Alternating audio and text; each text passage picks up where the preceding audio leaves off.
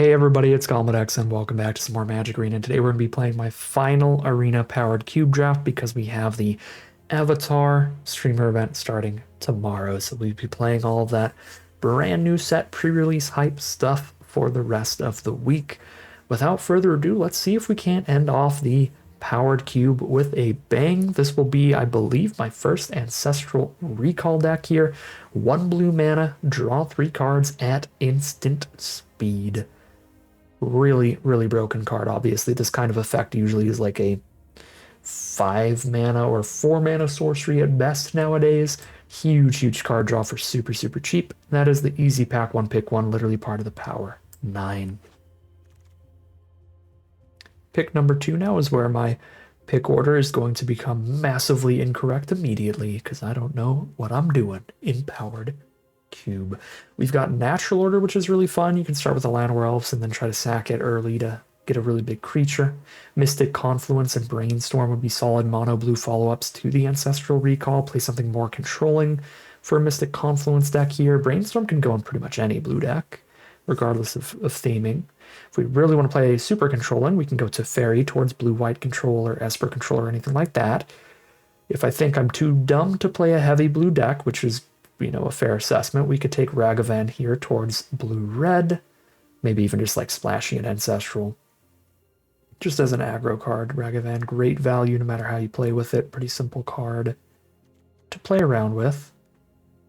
Then there's Arid Mesa for the most flexible card. Obviously, Fetch is able to pick up a multitude of duels or triomes. We have not drafted a control deck a single time in this cube. I have tried my best to play a somewhat different strategy every time. I mean, we played 2 Reanimator decks, but they were different colors. I'm going to grab Mystic Confluence here and do my best to play control as well as I can, but that is going to be certainly an uphill battle. We'll see. Pick 3, we've got a Snapcaster Mage. Snapcaster Ancestral Recall feels like just having an Ancestral Recall at all on your deck feels like it ups the pick order of Snapcaster Mage a whole ton.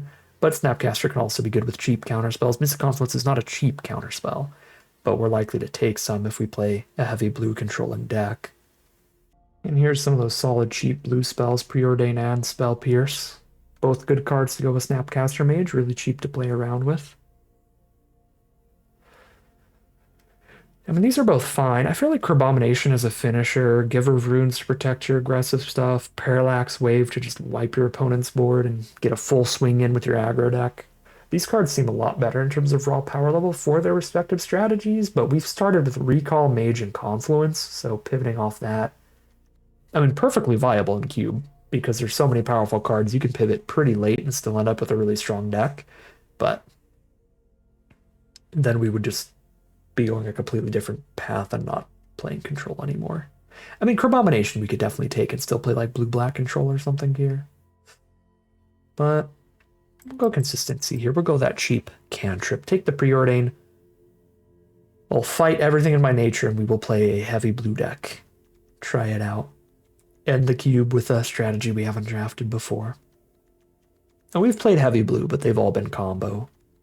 Duelist of the Mind's fine if it sticks around, but there's a lot of efficient removal, so it doesn't tend to do that incredibly well. Versus just taking like Thunder Trap Trainer, which is just immediate impact even if it dies. And obviously nobody wants to spend removal on that.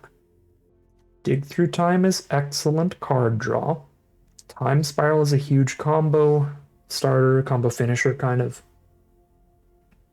Great for stormy stuff. Or just getting a fresh new hand to try to dig to your combo pieces and anything else like a sneak attack deck or anything like that. Tinker deck.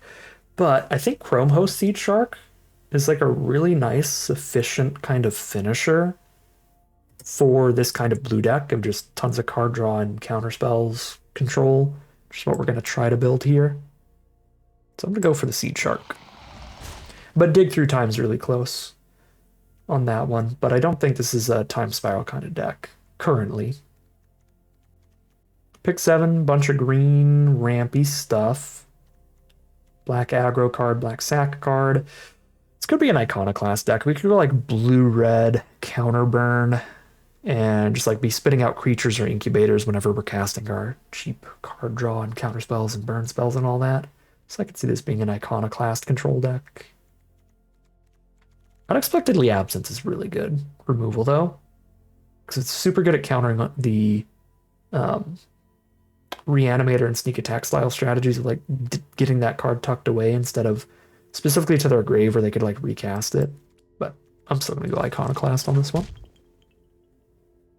Sink into Stupor. Unholy Heat's really efficient removal too. But that Sink into Stupor is flexible. Maybe we get to play Mono Blue. We haven't had an 0-3 yet. Mono Blue 0-3? There's Consider now. Thundering Fall is probably a pretty high pick with the Iconoclast. There's the Bauble. Triumph or Hollowed Fountain here? I mean, Triumph has one color that we might play with Iconoclast, but we're not that much farther from playing blue-white than we are blue-red. We're just a single card on blue-red. I guess this Triumph could help if we go blue-green as well, but that feels super-duper unlikely. Just Elegant Parlor.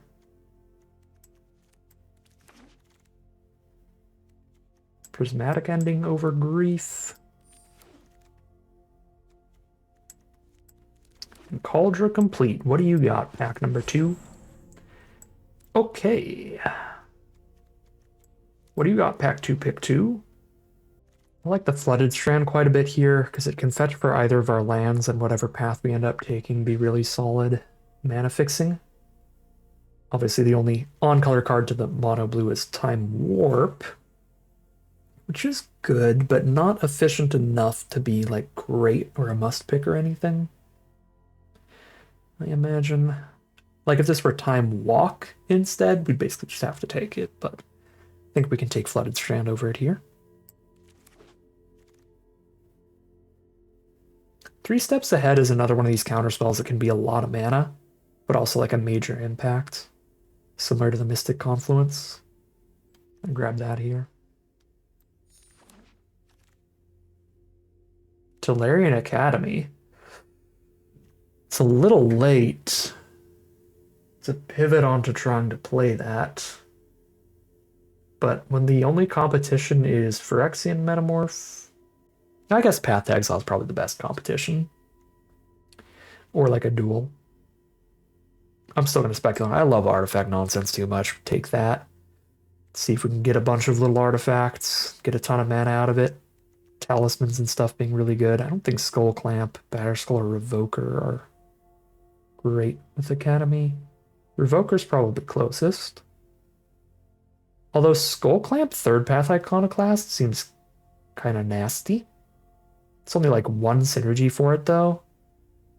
And we don't even have like other creatures to sack to it. I guess there's a 1 of Snapcaster as well. I don't know, it feels like we're not in a wonderful Skull Clamp spot here. We can go Tundra, we can go Brazen Borrower. Go Brazen Borrower. Show and Tell is one of the riskiest cards in the history of mankind. In this cube, tons of players love playing Sneak Attack, Natural Order, Reanimate. So this is just terrible in too many matchups. I'm going to take Urza's Saga. Which can get our Black Lotus. And Retrofitter Foundry. This is a fine control finisher, right? Like you hold up your mana for your gigantic confluence or gigantic 3 steps ahead, and when they don't do stuff, you're just like, okay, I'm just going to dirtle around like an idiot and get some value. It's another artifact to go with Academy as well. Cryptic. We are super deep to blue, so we can play Cryptic. Daze for sure. Although the Talisman and the Esper Sentinel are tempting with Tolarian Academy, I want to be able to have a piece of free interaction to potentially stop turn 1 blowouts if we're lucky, because those do happen.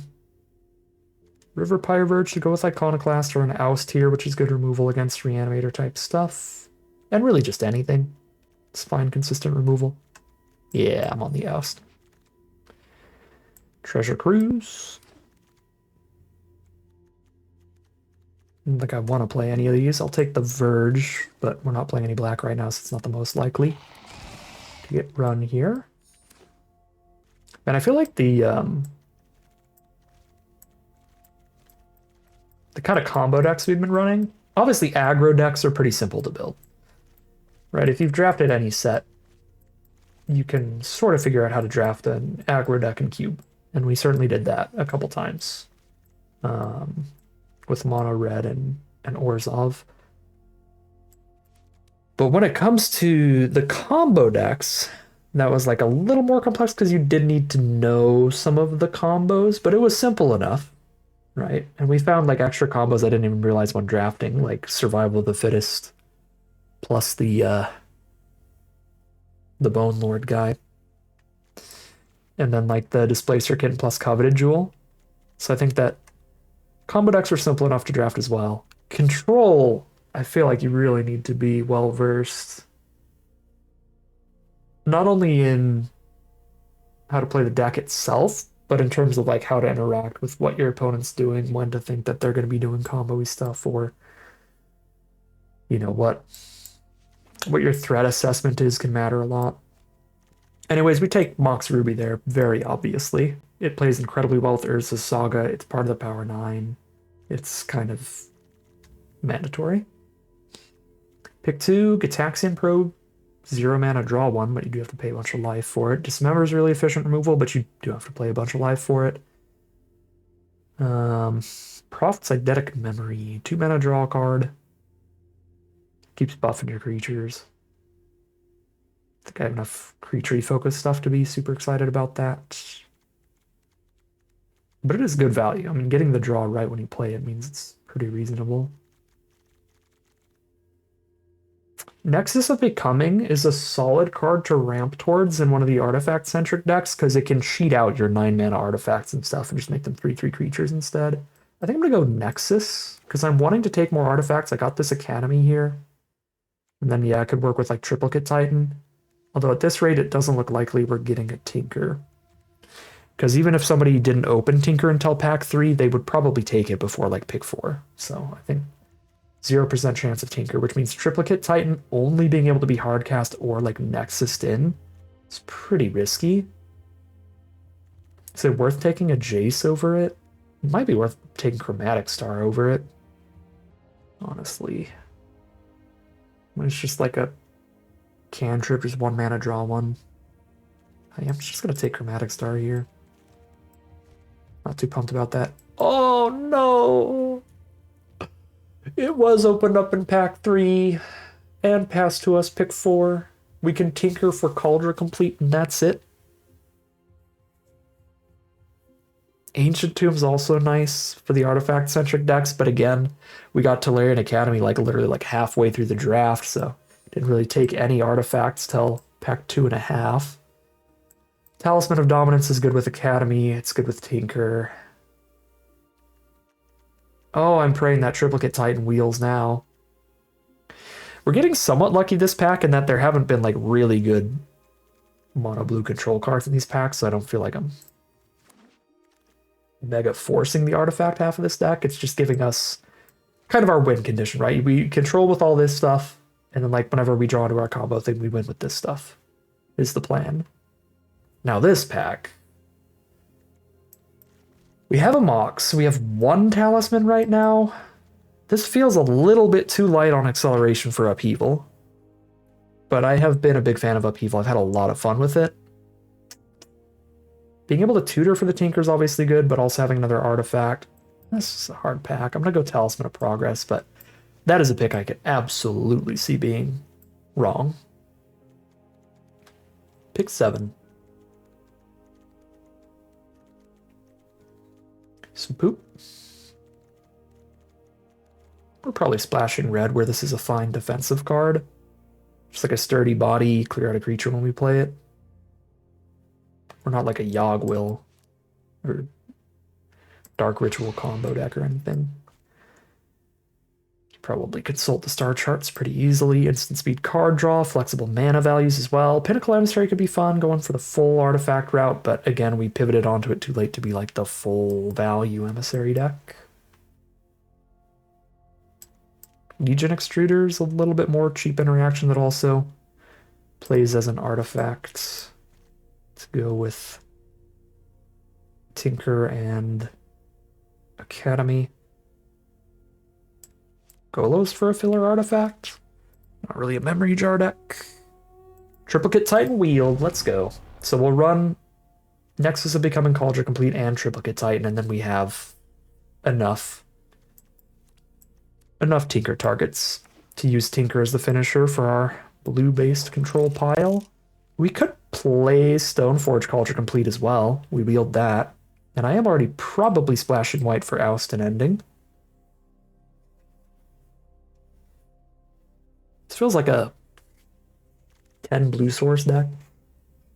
10 blue and then like 4 of the others. I could try to Candelabra the Academy, but that feels like probably going a little bit too deep. I guess you can Urza Saga out of Candelabra. Does that do anything, though? No, because the Saga's already dead by the time it tutors out the artifact. Might have to play Confluence in here, which is going to be painful for a control deck. Having to pay life every time you tap the land. Unlike a... not City of Brass, that also you have to pay the life. There's one that's like... perhaps for colorless, but also you can pay one and get a mana of any color. But I guess that one probably enters tapped. Okay. Let's cut some lands. I mean, we do only have the one Mox. We have one Mox and one Lotus. I don't really know if you get to cut a land for Lotus. That doesn't feel quite right. And we've got some high values. I think I'm just going to cut... well, I've got Sink Into Stupor as well. Okay, we can cut 2 lands. So let's cut 2 lands. Run 15 Ruby and Sink Into Stupor. Mana Tithe is not that good when you have access to blue counter spells, especially off the splash. It's like by the time you hit the color, they're a lot more likely to have the extra mana.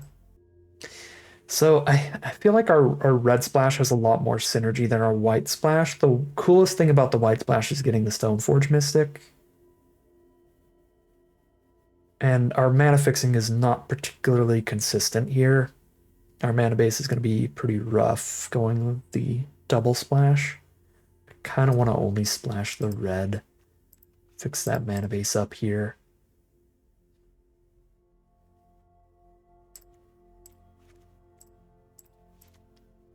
One, two, three, 4, 5, 6 red sources, 7, 8, 9, 10, 11 blue, 12 with Stupor. Oh, we've got Ruby on red as well. This looks like a decent mana base here. If I play 0 planes, but I do splash some white cards, we have Confluence, Strand, and Parlor. 3 white sources. And then if I play a planes, I have 4. I guess I have Talisman of Progress as well, which is white.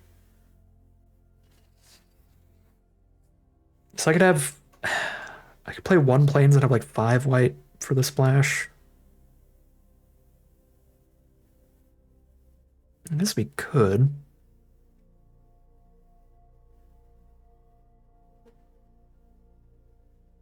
We have a Chromatic Star as well, and a Black Lotus. Black Lotus out of Stoneforge Mystic just because it's cool with Cauldron Complete. That's the other thing, right? Our best white card, the one that is the most fun, at least, the Stoneforge Mystic is like, it's only really the Wombo combo if we play it early, like if we play it on turn 2. So like if it's stuck in our hand and then we draw it later, it's not that crazy.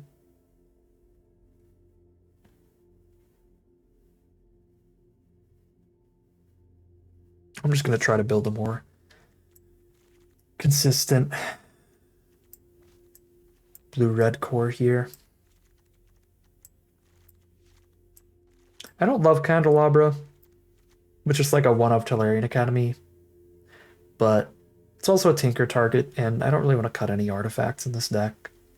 So I'm just going to cut some flesh and blood creatures, probably. Some non-artifact stuff.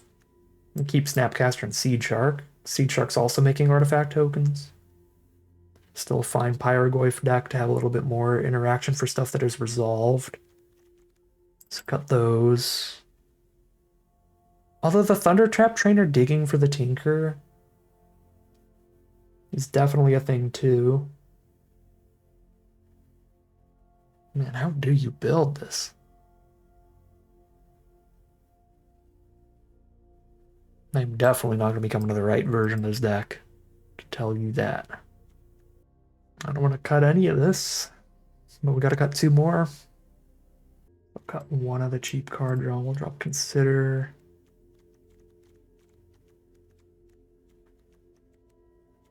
Still have Consult at 2 or 4. 3 steps ahead feels like our worst of like the big counters between Confluence Command and 3 steps ahead.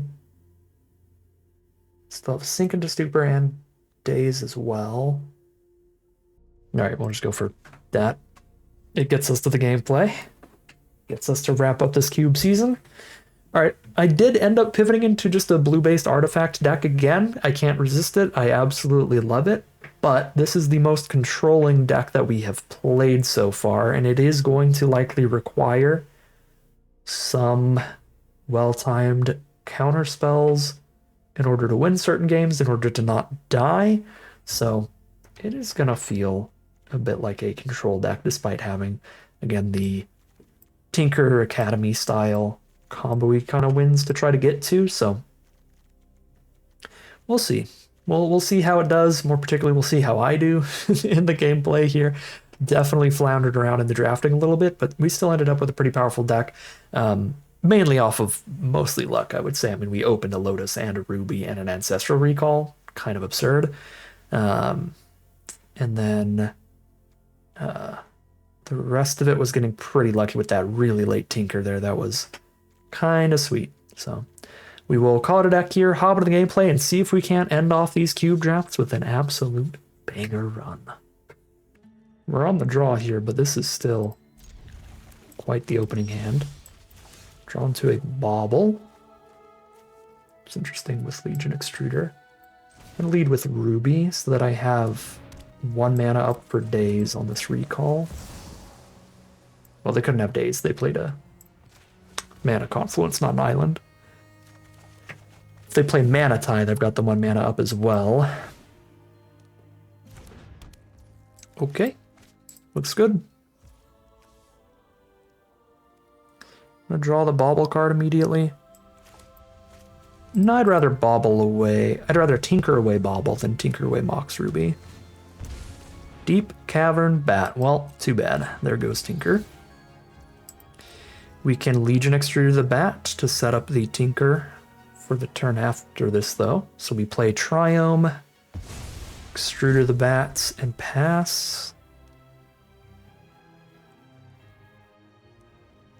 Extruder's an okay card to sack to Tinker, so I could Bauble them now. Yeah, that's fine. Badlands will be the draw, so they're on Grixis at least. There's Talisman for a new card to sack to Tinker as well. I could go Talisman plus Extruder instead. Feels better. No Arena. Generally, probably avoid auto-tapping in this cube. See if they have the Thoughtseize or something to permanently get rid of the Tinker. Nope, but they are holding up all of their mana for a potential counter for it. So we have to wait till we draw another counterspell or have Cryptic mana up. Don't mind running out Seed Shark then, and setting up some value off of that if they don't counter it. If they do counter it, that's 1 counter down for Tinker.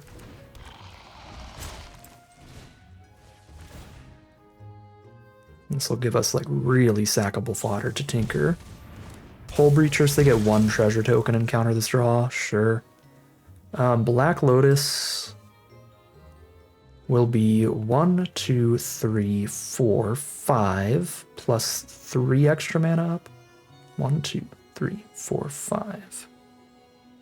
So 3 mana for Tinker, plus 4 for Cryptic is what I need. So I need 7.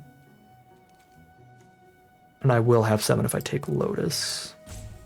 Or if I have Lotus for next turn, so sure. So we'll top deck Lotus next turn. Use that.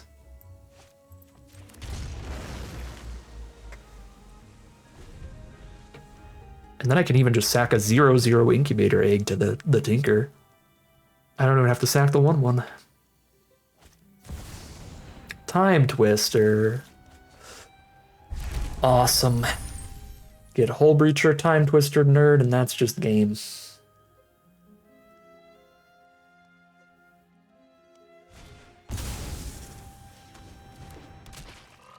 We stick around because we could like top deck a Tinker or something, but Hull Breacher, Time Twister is an absurd combo. That's basically one of the auto-lose Splinter Twin style combos in the cube. Foundry ain't gonna do it.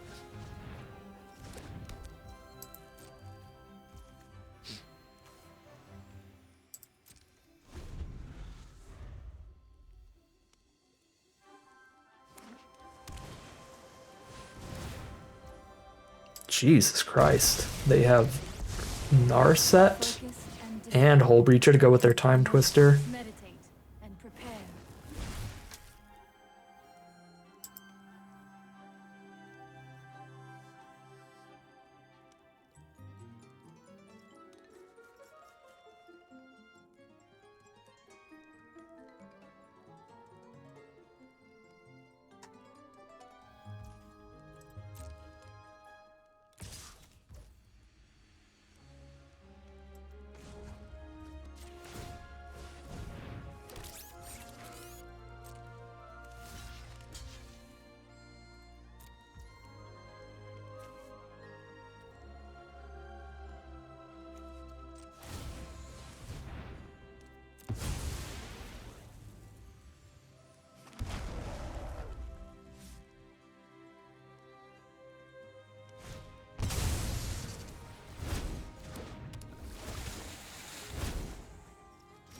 Skydiver steal the Foundry.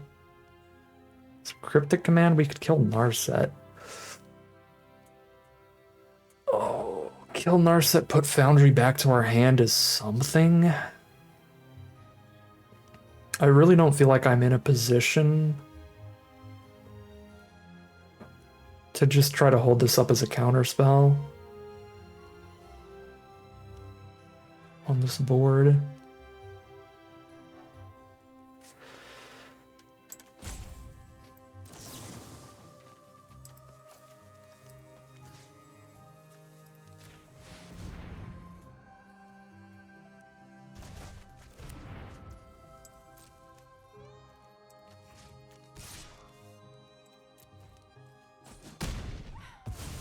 I have reached my limit.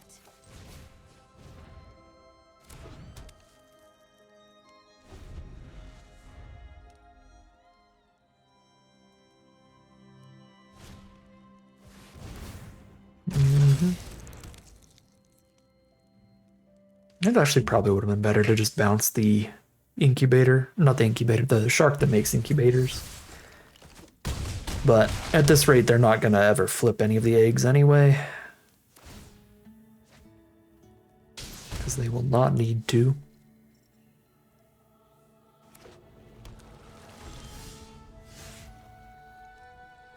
Doesn't do anything with Hull Breacher out. Alright. They got me. We just got Hull Breacher Time Twistered, and that'll happen to ya. Here we are on the draw for game 2. So there's a Saga. Cool. Sure, we'll set that up.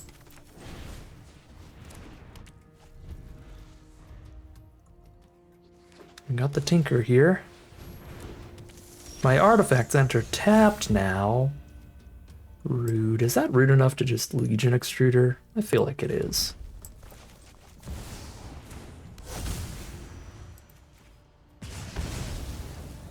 And then next turn we tinker out a Mox Plane Island and tinker away. Well, not tinker out. We Saga out. No, we don't. Tinker's gone. So I need to stop on my upkeep now. I mean, Tinker's not gone, but Tinker costs 5 now. I guess I got Black Lotus Tinker still. Thanks, Arena. Very cool. Black Lotus Island Tinker is still a play.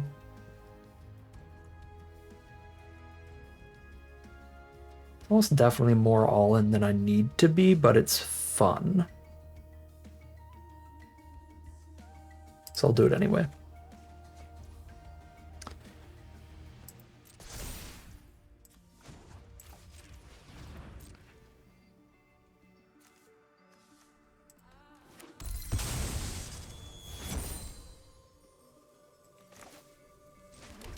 Could even tinker away the Chromatic Star instead now.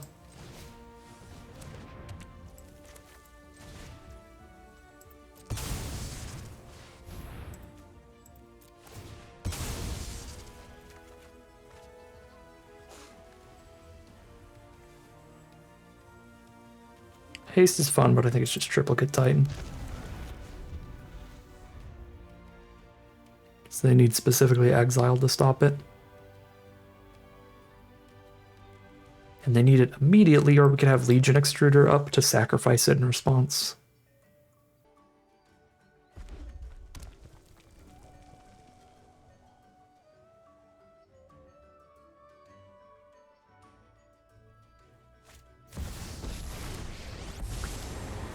Comet is terrifying.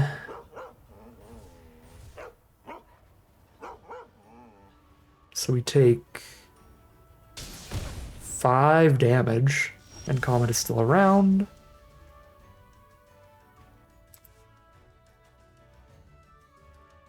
Snapcaster Mage Tinker sounds kind of fun.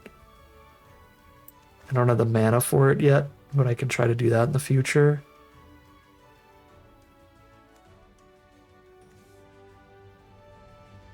Play a tap land and get a servo here. I should probably hold up Sink into Stupor over the tap land. And I should also probably kill this Comet. 3-turn kill with Triplicate Titan. I guess the Retrofitter Foundry creatures can stack into being a 2-turn kill. Not quite. Not quite. Let's just kill Comet. And then if I make creatures off of Foundry, we can still kill them in 3 turns total by doing 2 turns after this. I think.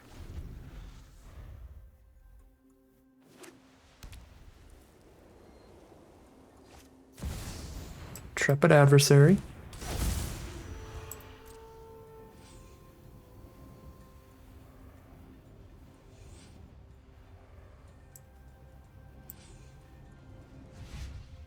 Unkicked.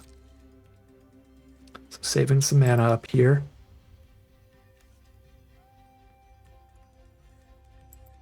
Maybe better to hold up Stupor then, because if I tap out here and they respond with Path to Exile, it's kind of awful. Now I have the mana to Foundry and still have Legion Extruder up in response to an Exile effect.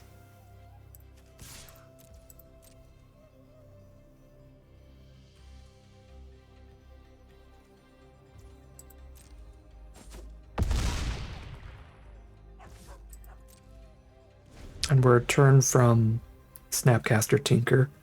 I'd have to play the Sink into Stupor as the untapped land if we don't draw another one, which would be risky, but probably would do it. Alright, they just don't find a way to kill the Tinker target, so they are dead.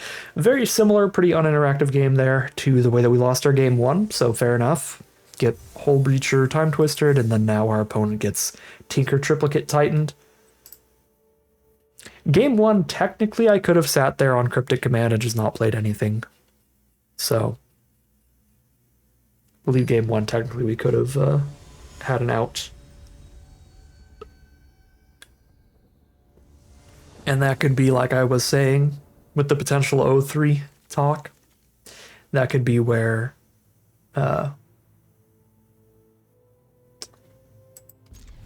my lack of experience with like counterspells and controlling stuff in Cube comes into play where it's like maybe you literally don't cast anything when you have a cryptic command. You just never play anything, period, without holding up that 4. Do I lead with Island here because I have Daze in the hand? I think I'm going to do that, but that might just be playing scared. Let's start with Retrofitter over Candelabra.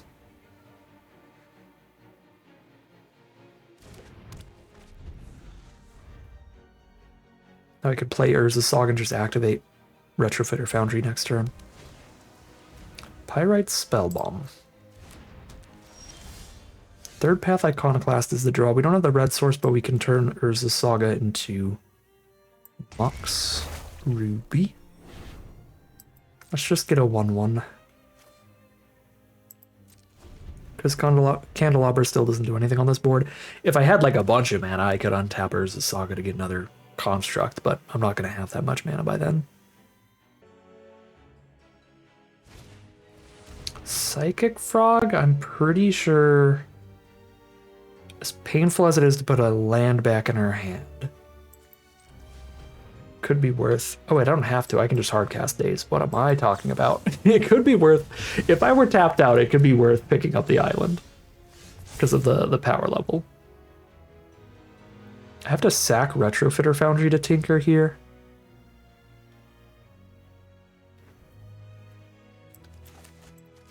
I mean, worth it while they're tapped out, I think.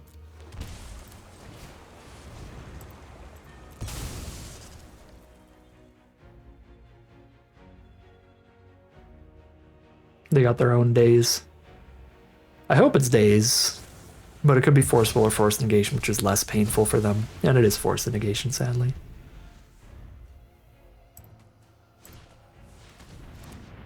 Deep Cavern Bat. Does that affect things here? Yeah, because I don't have removal for it, so they just rip the Nexus. Ooh. Ooh. They're like, oh, you're a billion mana from Nexus of Becoming. Little do they know, somebody's got a Lotus. Oh, I gotta go to the draw.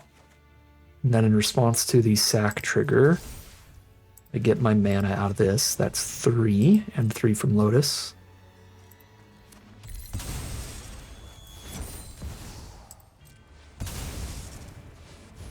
Guess who's got a Lotus?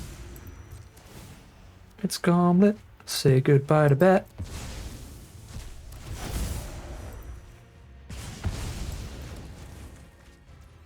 Now, because I got Lotus, I don't have Iconoclast, though, which, you know, that's awkward. I'd rather keep this in hand to play as a 3/3. I guess Nexus can just make the Iconoclast. Yeah, you know what? Nexus just makes Iconoclast if Nexus doesn't die here.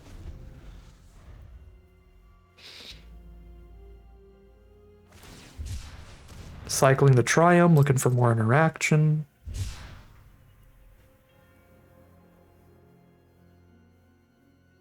I think the first time... Nice, good stuff from Nexus of Becoming, really good stuff from Urza's Saga. I think the first time that I drafted Urza's Saga in this cube, I did not realize you can tap it the turn that it sacrifices and get that extra mana out of it as well. Which is like really, really busted, especially when obviously you're incredibly lucky and you have the Lotus to get as well. But even like getting a Mox off of it, that's huge with it. Obviously getting a Mox with Saga is also very lucky, but you know what I mean? Getting any kind of mana and also tapping this for mana, such a big deal. Yeah, that's a pretty huge miss from the first time I drafted Saga. I didn't realize you get the mana out of it even the turn that it sacrifices. But that is 2-1 now, heading into game number 4. I have my own mulligan in this hand. This is pretty awkward. There's nothing to trigger Iconoclast. There's nothing in the grave for Goyf. There's a 7-mana Cauldron Complete with no way to cheat it. There's nothing to have in grave for Snapcaster. I mean, it has lands, it has spells, but still gonna mulligan. Okay. We keep Tinker Openers in this house. And we pray. Boros land? No counters, no counters. Most of White's removal spells can deal with a Triplicate Titan, though, which is a problem. They can exile it. They can tuck it back on top of the library. Whoa. I think this arena update updated like the borders on lands a little bit. And they're sitting on the board. Cool. Talisman. I can daze and tinker here. Right, I can daze picking up an island and still have the 3 mana for tinker next turn thanks to the talisman. Am I dazing Ophelia? I mean, this Ophelia is going to be able to flicker a tinkered target and also push damage right now.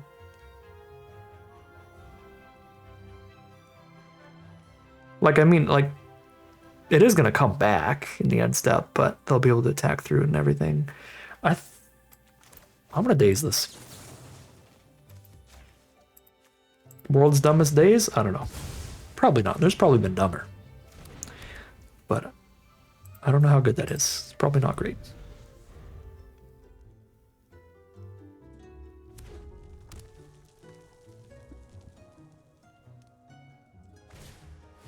Glimmer Lens, sure. No haste. What part of auto pass do you not understand, Arena? Okay. No exile, please. See, part of my thinking on this is that I feel like... Should I get Nexus because it plays better against Path? Anyways, what I was going to say is I feel like if they have the exile removal for Triplicate Titan, it's going to cost way more than 1 anyway. They'll have the 1 up for the payment. I think I'm supposed to Nexus here against white.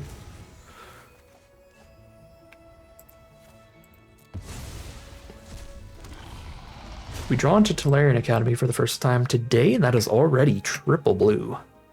However, as soon as our shark dies, then it no longer is, but...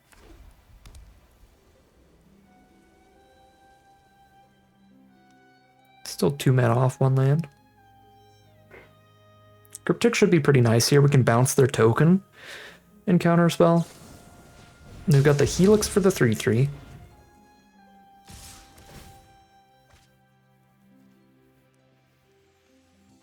And just upgrade Figure of Destiny.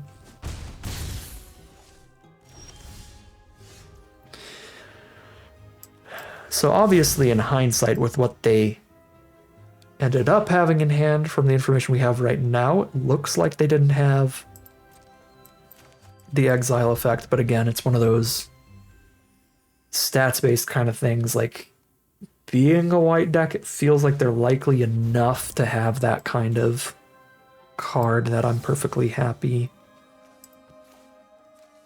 without the information to have gone for Nexus instead.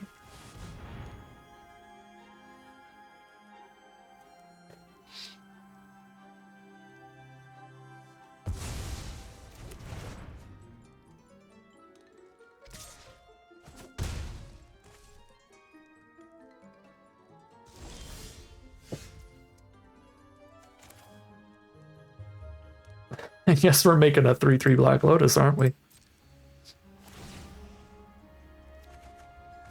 You got this, Black Lotus. The best creature in the game.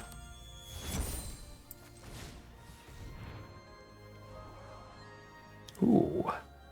Candelabra Academy's fun, but I'm flooded out here, so... Can't be that we just draw Saga, right? And start making constructs? Well, Candelabra and Saga hold the phone. Would be multiple. Because I actually have enough mana to make the multiple here. You know what, sure, this is probably dumb, but I'll keep both.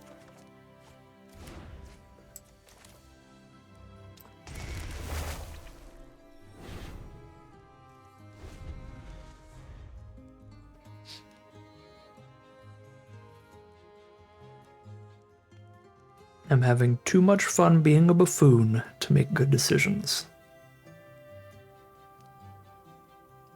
See an opportunity to spit out a bunch of artifact tokens? I'm going to take that opportunity.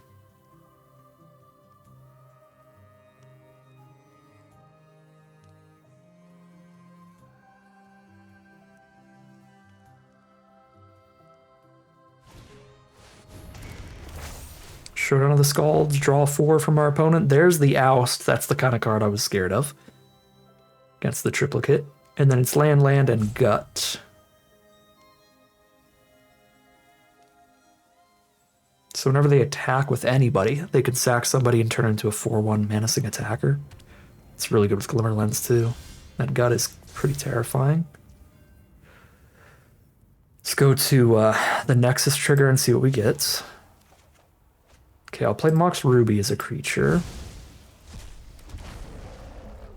I will not attack. And then I will play Elegant Parlor. Should I consult the star charts as the draw next turn? Sure. Play Candelabra. And then tap Solarian, make a construct. Candelabra untap.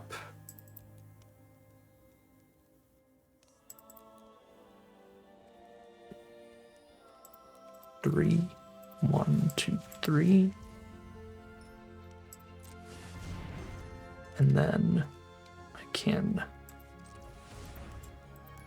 make another construct and pretend I have a bajillion mana counterspell by having Academy untapped. And we want to put a stop. I guess we don't need to stop. We can respond to the sack trigger, right? And make 2 more constructs here.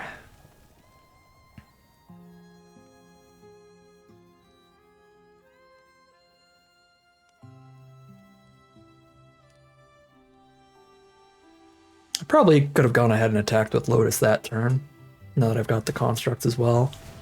Alright, so they just oust 1. Whenever this figure jumps in the sky, I'm going to die really quickly. 6 mana. But they still need to do the 3 mana version first. Okay, there's Gut.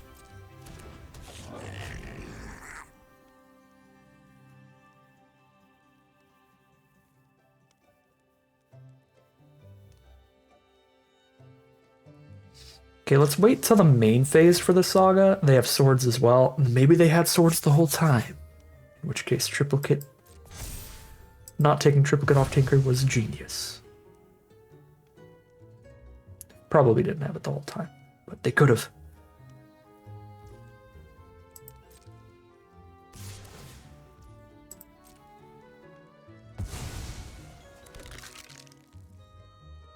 It's pretty strong.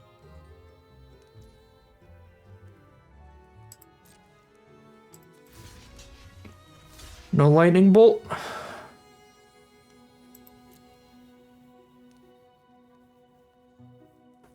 We could block the skeleton to play around lightning bolt, but again, if the figure goes to the flying stats, it's so bad for me. God dang it.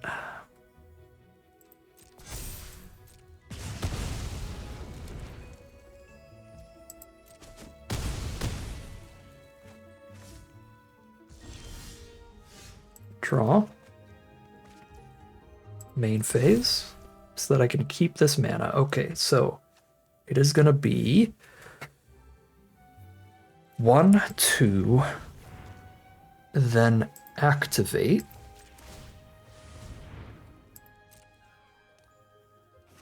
Then tap Tolarian. Then untap 1, 2, 3, 4 lands.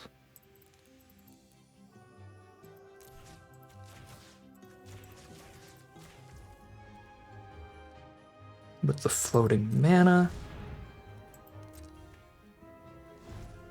Then activate before it dies.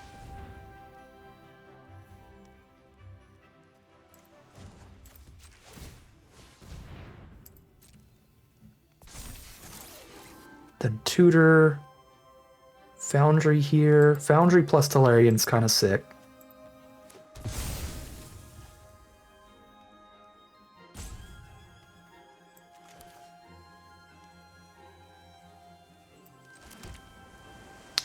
See what we get with Nexus. Or I can dig with Consult to find something that's definitely good for Nexus.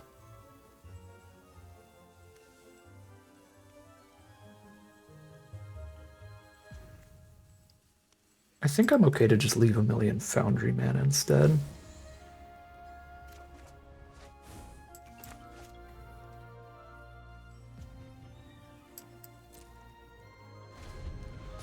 Six, seven, eight, and 9.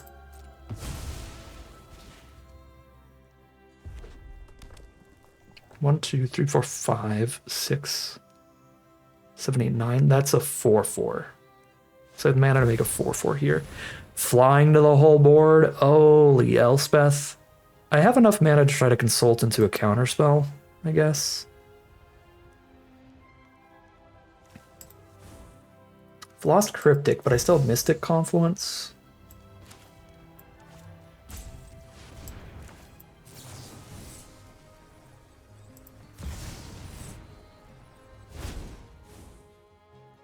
Sink into Stupor.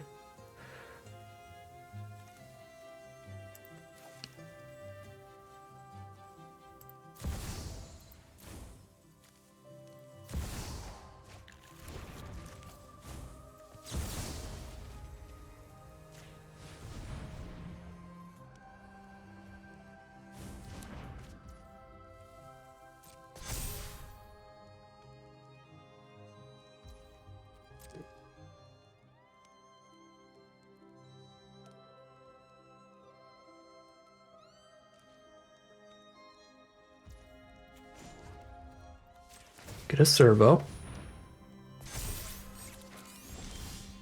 I need to hardcast Pyrogoyf. I definitely don't want to Nexus it out.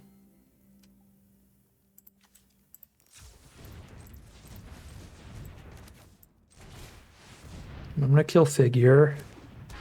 Gut is really tempting as well. But I can have a whole bunch of little servos at this rate. Spit out a 3/3 bauble.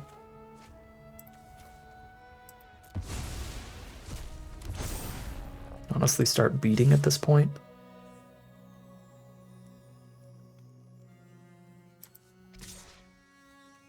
Yeah, with Retrofitter, Academy, Candelabra here.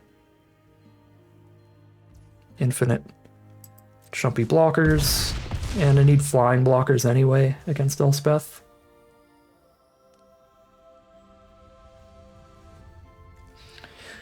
Which these 8/8s are not.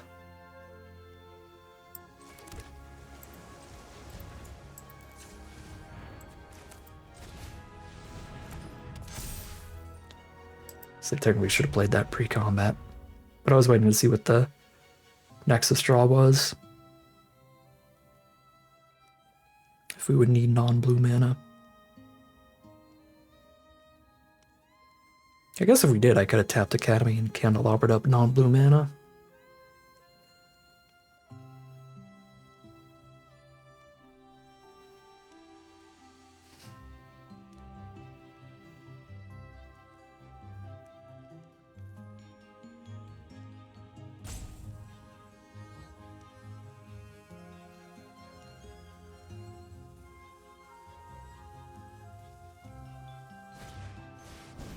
Parallax Wave exiles creatures, so that's going to be killing all our tokens.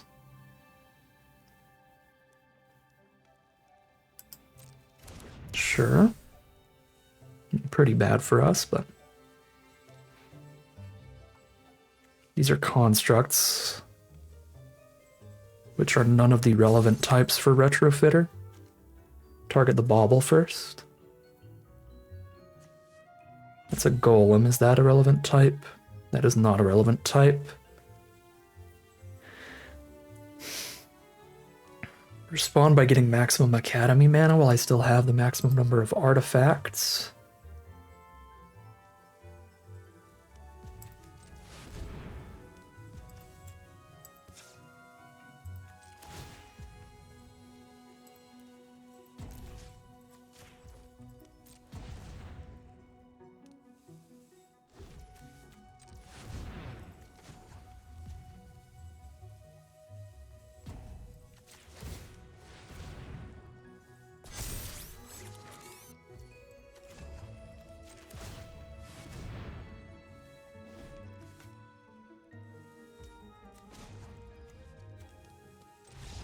Okay, they're just conceding.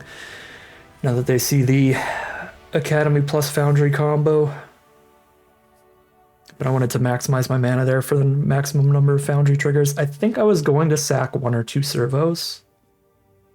I guess the awkward part about doing it here is that then they can start Parallax waving away the flyers. But again, they're tapped out of the Elspeth for this turn regardless. So they could Parallax wave the flyers now, but then next turn I can still tap, make a bunch more flyers. All right.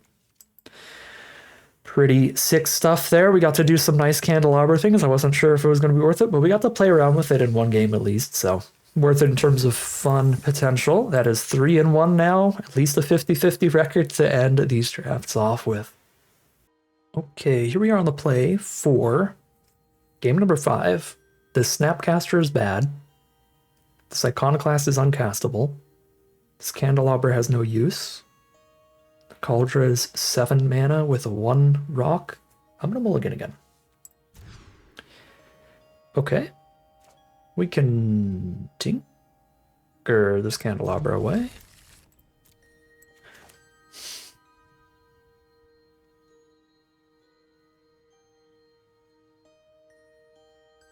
So I'm not gonna mull to 5, but certainly not in love with this hand.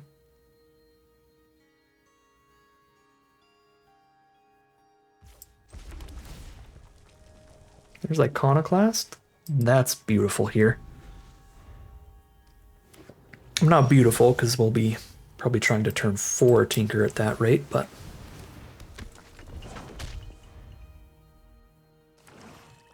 just another way to get more expendable artifacts out. The Seed Shark works too. We can play Seed Shark on 3, then Candelabra and Tinker on 4 if I hit a 4th land, but this way I don't need to top deck land 4 to kind of lock in the upcoming Tinker. I am going to play Candelabra over Seed Shark. Well, that guarantees a Tinker next turn, even if I don't hit a land. But obviously, I get more tokens if I place the Shark first now. Play it a little slow with the Tinker. If we top deck a land, we can still Tinker next turn, but this way is just going for the full aggro here.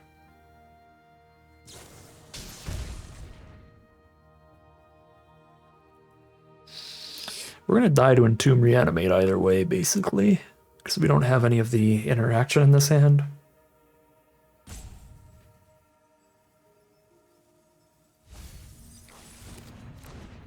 Oh. They're like a Storm kind of Entomb deck. They're going to try to Hull Breacher and then Echo Vions, or are they just going to do it?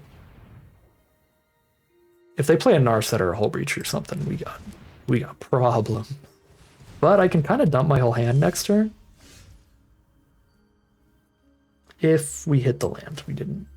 Can't dig it. But yeah, we could have dumped like the most important cards, which is the Tinker, and then the rest is kind of irrelevant. All right, I feel we're gonna get Wombo Cone by something next turn. We're gonna get Upheavaled, or we're gonna get like Narset Echo Vions, or Hull Breacher Echo Vions.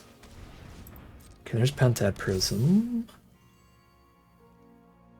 Is this the turn? They storming off? Play Pentad Prism, use all of those, use a fresh hand from Echo, try to cast enough spells to Tendrils us to death.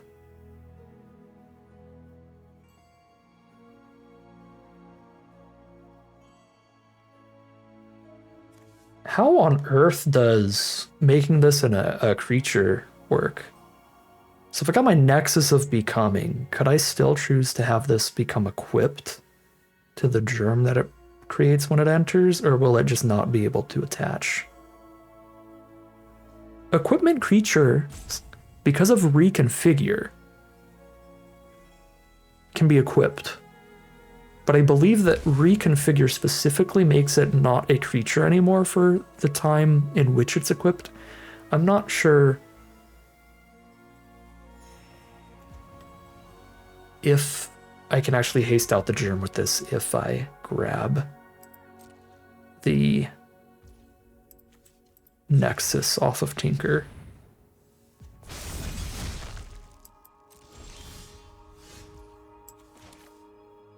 Oh, 2 power Pyroglyph. 1, 2, 3, 4, 5, 6 damage to them.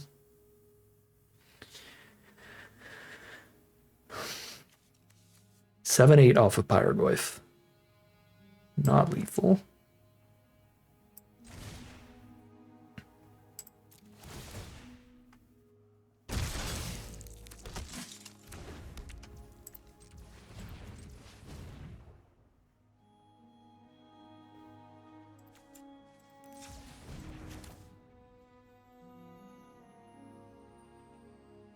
Tinker the Incubator with no counters on it.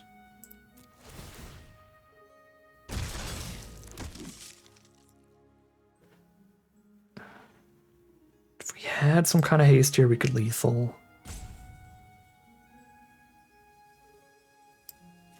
I could Nexus be coming out the Pyroglyph.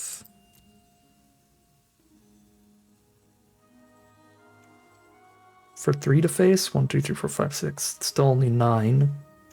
Is 5 from Cauldron complete lethal? 1, 2, 3, 4, 5, 6 plus 5. Nope, still also not lethal. It's not quite lethal, whatever I choose to do. Phyrexian Revoker, but that's not going to stop them from storming us. Alright, I'll just take the Nexus and we'll figure out how this works. But I don't think we actually get to haste the Calder out.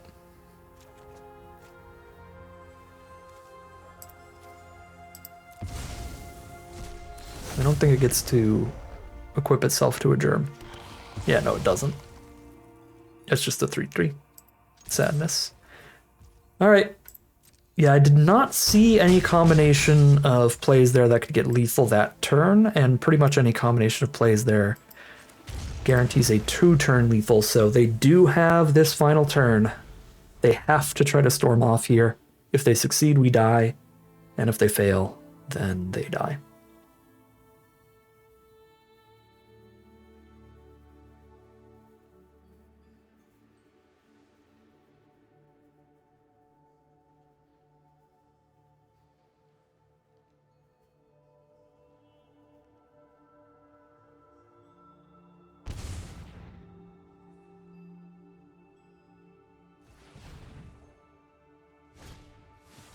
And that's the breach, so they are going for it.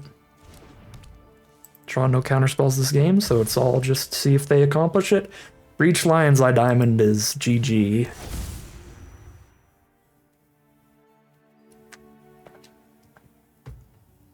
They can recast that Lion's Eye Diamond from grave over and over with Breach, especially off a new hand from Echo.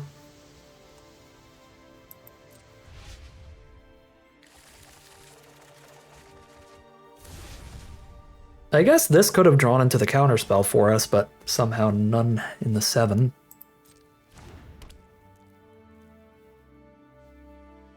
I believe we hold on to this Ancestral. There's the smallest chance that they play enough cards we could mill them out with it.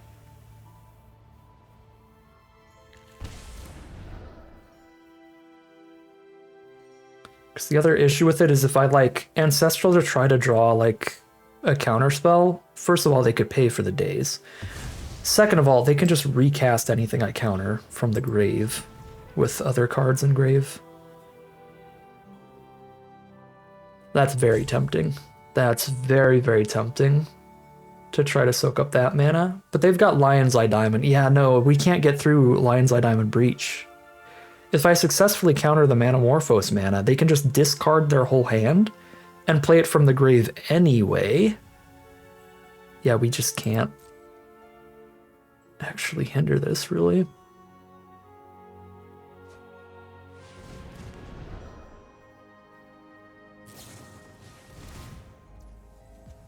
Brain freeze themselves, so their plan's going to be to play a Jace here, so I can respond by recalling before they play Jace. And then they're dead, right?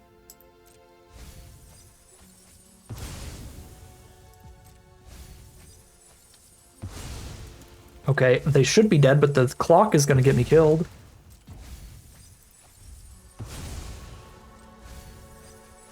Or is that their clock? Why is that going on my clock?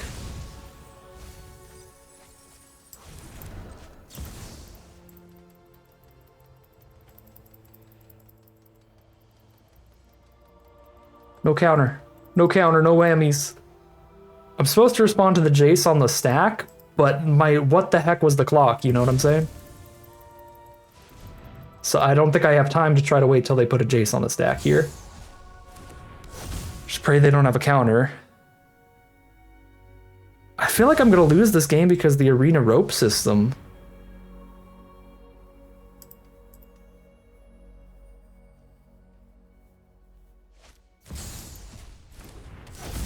What is happening? Did I technically rope out? This isn't technically on the stack?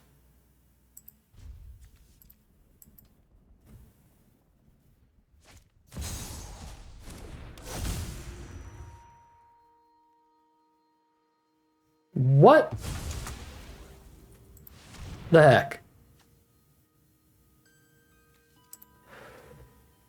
Oh, it's a really irritating loss.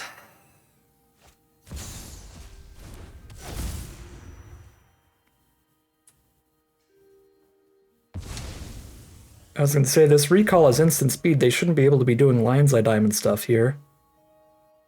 It's because the recall isn't actually on the stack. We're just playing Magic Arena.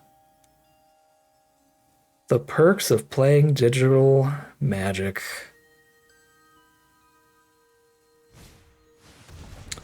Yeah, I literally lost because I'm playing on Arena. Their brainstorm killed our clock.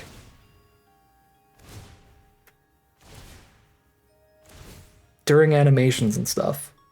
Or not brainstorm, their brain freeze. Oh my god, that's annoying. Oh. Cool.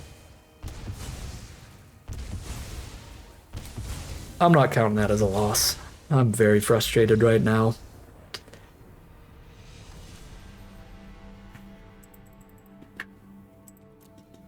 Here we are now for game number 6. We are 4-1.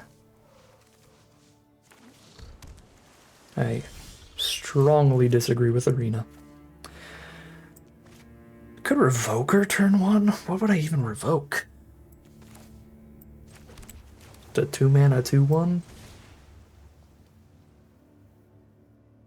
Playing the island here for the days.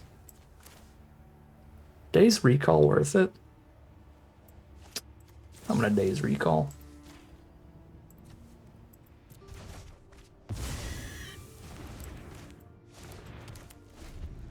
Our hand's cheap enough, I think it's worth it.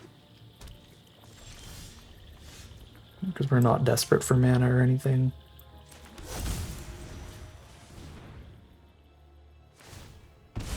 Set up the Academy and the Talisman to have Snapcaster Days up next turn.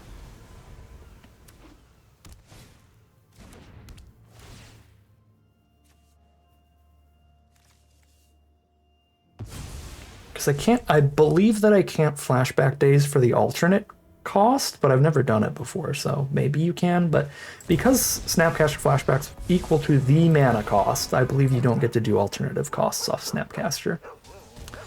There's Comet, and we have found our Revoker targets.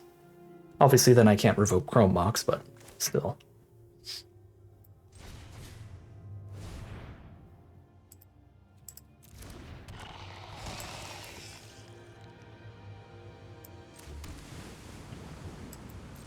Flooded Strand, and we have Snapcaster Days up.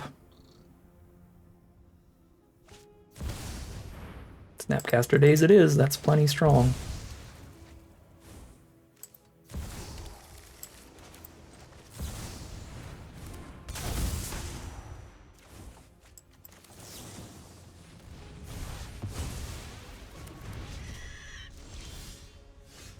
Bobble them. Let's surveil and then try to draw here. Draw our Ancestral Recall. Sad it showed up after Snapcaster, but do what you can. I guess I don't get to play it till next turn still. They're drawing Consult the Star Charts. Let's make sure even if Revoker dies, Comet is dead.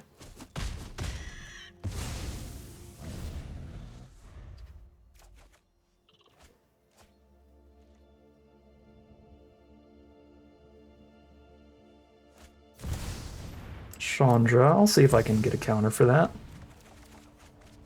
Strong enough. You did not get a counter for it. I knew you needed my Draw 1, deal 2 is the play. 5 loyalties, so we're not able to kill her here. I guess I could tinker the haste card out. Yeah, we can tinker the haste card out. It's got to be the play, right?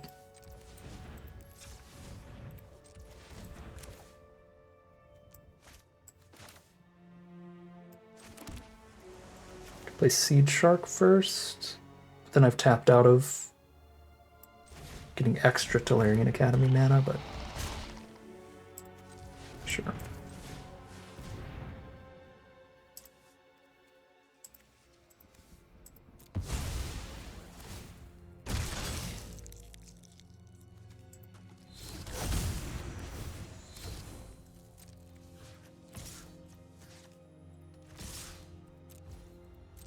Whatever. Figure it out on your own. I guess this is another just flaw of me and counterspells in general. I've tapped myself out of my counterspell. I'm very good at doing that when I'm playing anything controlling. Unkicked, consult the star charts.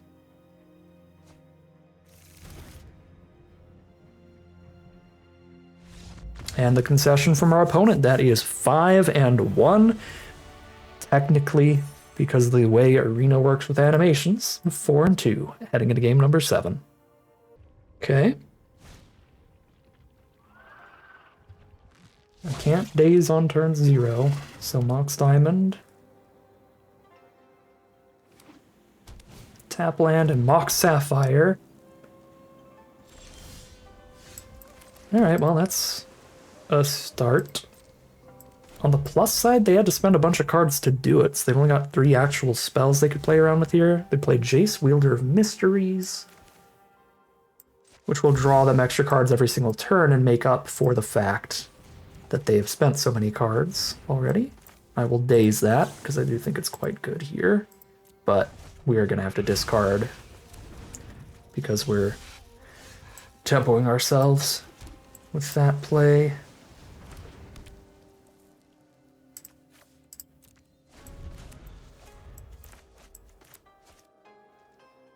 Okay, looks like it was worth it. I don't have anything to play this turn now. Can preordain or just get my 1/1. I think I'd rather preordain because I do want to set up the Chromatic Star for Pyrogoyf. So this accomplishes both. We set up the star as well as get the preordain draw.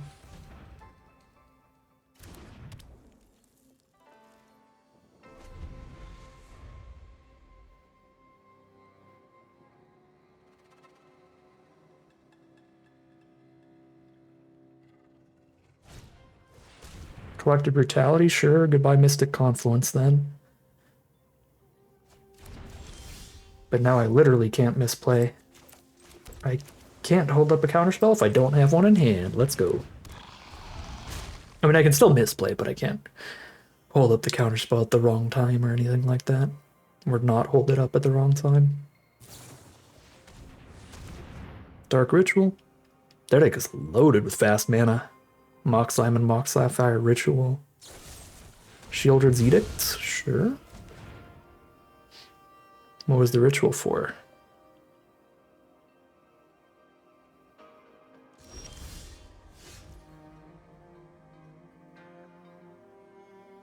What was the ritual for? Was it to hold up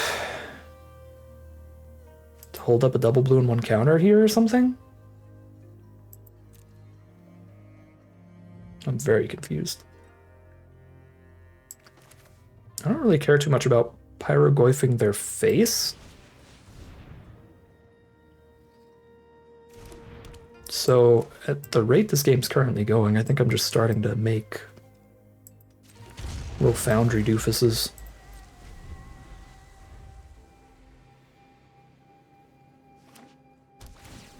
Shelldock Isle, 28 cards to 24. So it will be a few turns before they play something for free. Wheel of Fortune. So I guess the ritual is just going to go away soon anyway. Fair enough. I'm pretty happy with this wheel. I'm incredibly happy with this wheel, actually. The only thing that would make me happier is Tolarian Academy.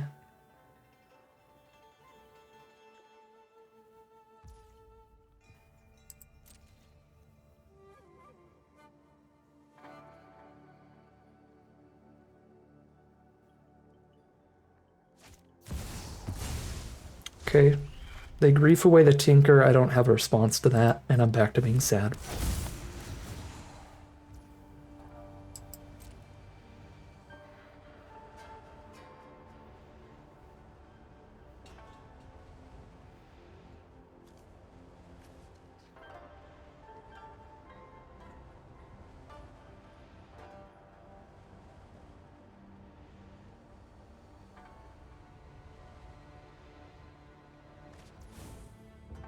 That's not a good sign. They're gonna try to kill us next turn. If they're getting rid of Cryptic, it means they think they're guaranteed to win if we don't have a counter. Or they may have a counter of their own for the Tinker. So I really want to Revoker the Mox Diamond then? Or Revoker the Shelldock? Oh, it can't Revoker Shelldock. Dang it. I thought maybe it would just be able to stop like non-mana abilities. No, specifically non-land abilities. It's like it's Shelldock. I don't have the counter.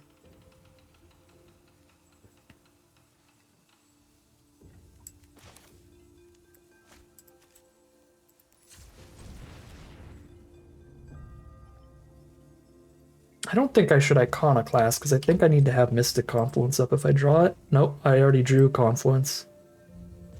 I think I've drawn my counters. Okay. Well, this is awkward.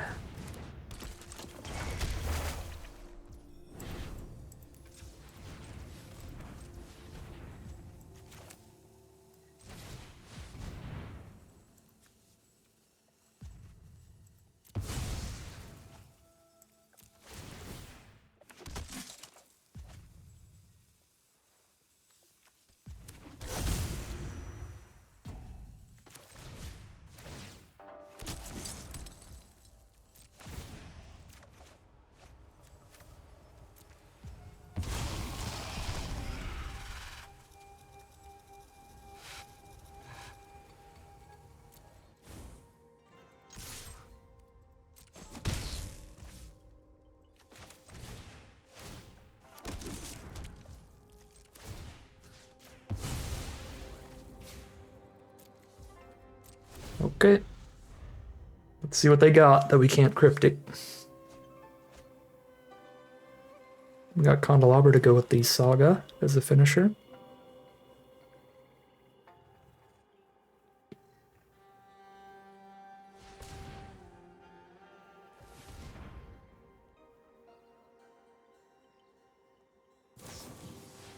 Anamorphose.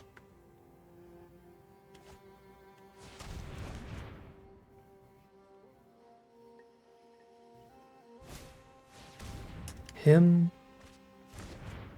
So much for Candelabra. That was great RNG on him to Turok. That sniped those two spells and left the two lands.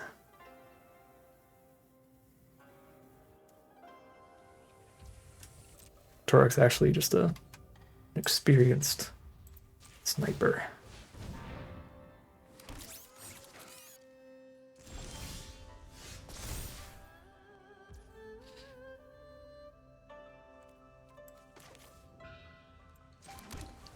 Come on, draw step.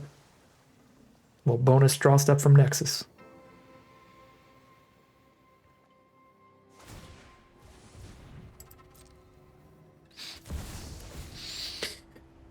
Ulamog! Awesome. 1 mana Ulamog off Shelldock.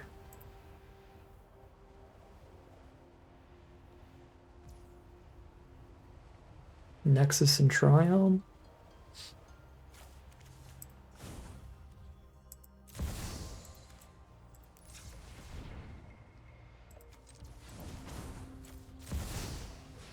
Use this mana since it's going away.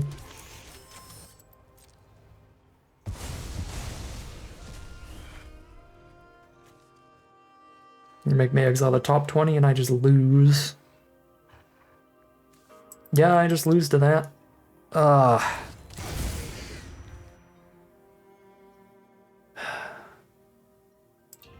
Fair enough. Fair enough, but that makes that brain freeze loss so annoying, because now the draft is over.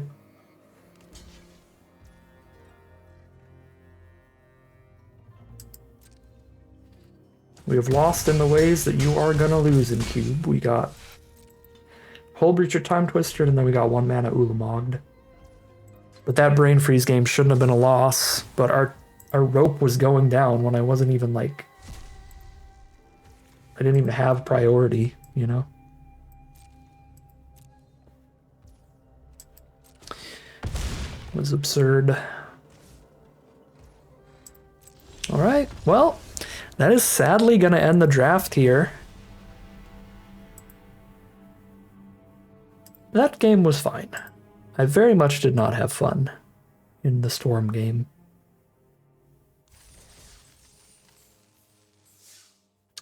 So we should be 5-2 right now, being able to play more games with this deck, which would have been awesome, but sadly, the one big flaw of cubing on Arena does come to rear its ugly head here. Because I don't think we had any issues like this in any of our other drafts, so I guess in all things considered, it is good to show it off that things like that can happen. But it was very irritating, definitely a sour taste in the mouth, kind of a bitter ending to the powered cube drafts there. Yes, I take a lot of time thinking, absolutely. I was getting somewhat low on the rope naturally from just my own thinking when they had the Manamorphose on the stack. But if their animations weren't eating my rope, I still would have had time to Ancestral target them there. And obviously, if it were a game of like Paper Magic or something, I would absolutely have time to Ancestral them after they brain freeze their whole deck away. So, very frustrating to lose that game and be out of the draft early because of it. We would have been able to play at least one more game of Magic here, but it is what it is. Outside of that, the other losses, we were dying to really, really crazy combos and spells and stuff, so those are arguably wins if we play it more controlling and more defensively, which is something that I am not very good at doing, which is why I didn't play any like control deck until this draft. I kind of started trying to do control and still ended up being artifact combo-y stuff.